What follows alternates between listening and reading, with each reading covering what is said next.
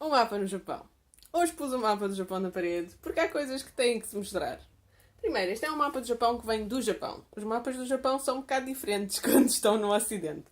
Normalmente os mapas ocidentais orientam-se a... Primeiro, orientam sempre da mesma maneira na mesma folha, que não é o que acontece aqui.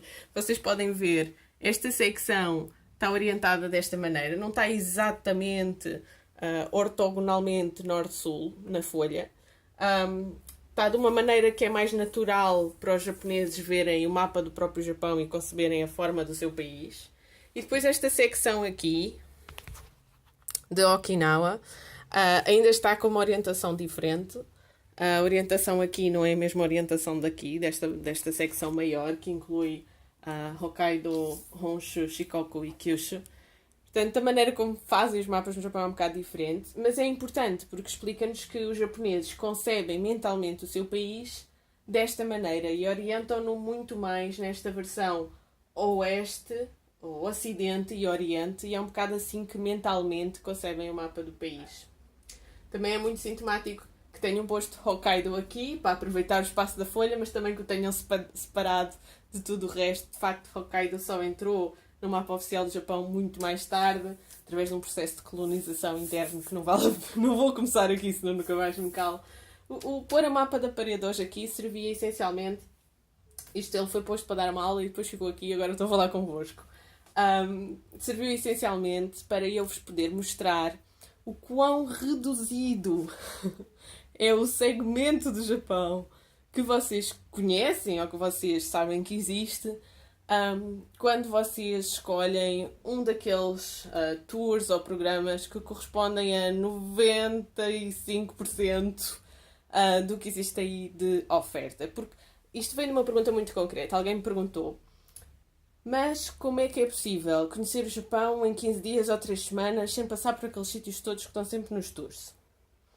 Não é impossível, é difícil. Realmente o país é muito vasto. Vocês não vão conhecer o país inteiro em 3 semanas. Podem fazer escolhas.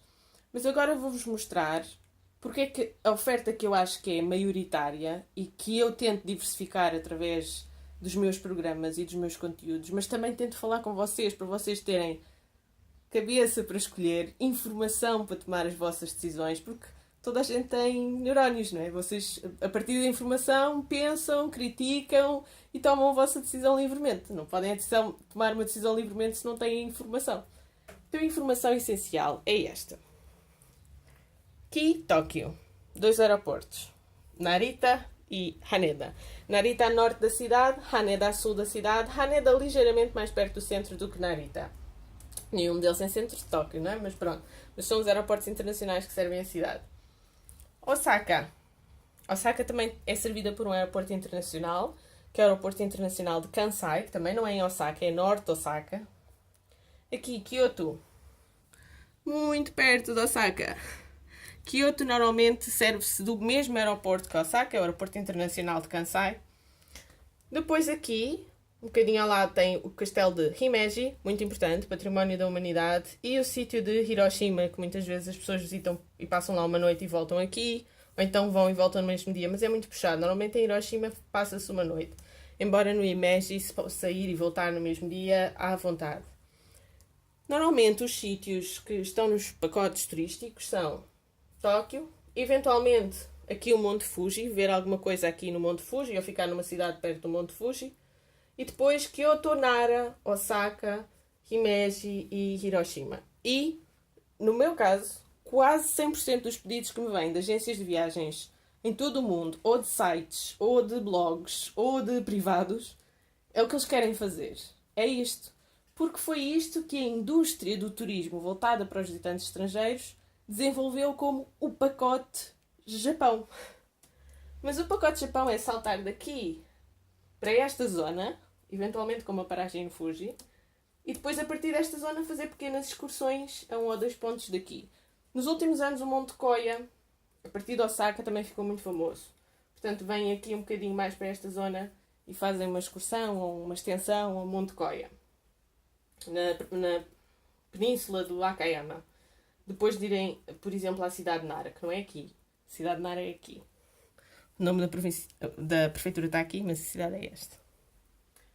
Então o que acontece? Vocês veem mesmo muito pouco do Japão. Vocês só veem alguns pontos naquilo que é a zona sul do país e da ilha de Honshu.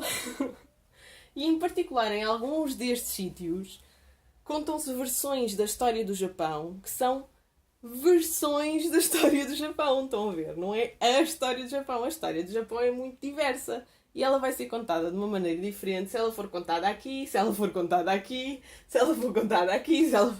Estão a perceber? Todos os países têm histórias complexas, têm sociedades complexas.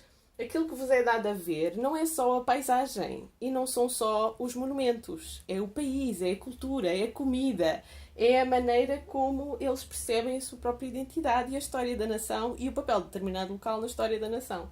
Então a versão do Japão que é apresentada através destes sítios e deste pacote e desta linha, que no fundo é uma linha, por mera conveniência de transporte e de rapidez, esta linha está cheia de turismo internacional e está a ficar cada vez mais uniforme e cada vez menos autêntica na versão do Japão que ela mostra ou que ela dá a conhecer.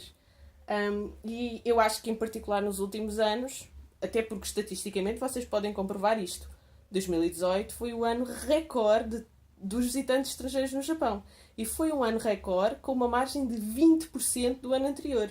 Portanto, nunca houve tanto estrangeiro a visitar o Japão como agora e aquilo que é a indústria turística do próprio Japão voltada para os estrangeiros tende a uniformizar a versão do Japão que mostra. E eu tento escapar um bocadinho a isso e tento que as pessoas que vão comigo escapem um bocadinho a isso e conheçam o Japão mais inteiro, mais autêntico e inclusivamente mais diverso e mais complexo, porque eu acho que é isso que é enriquecedor numa experiência, numa viagem, em vez de fazerem só o postal, fazerem parte do postal e fazerem parte de uma versão extremamente cuidada e extremamente polida daquilo que querem que os outros vejam que é o Japão. Que é uma questão que eu acho que a maior parte das pessoas não sonha antes de lá ir. Portanto, é isto. No mapa vê-se muito bem.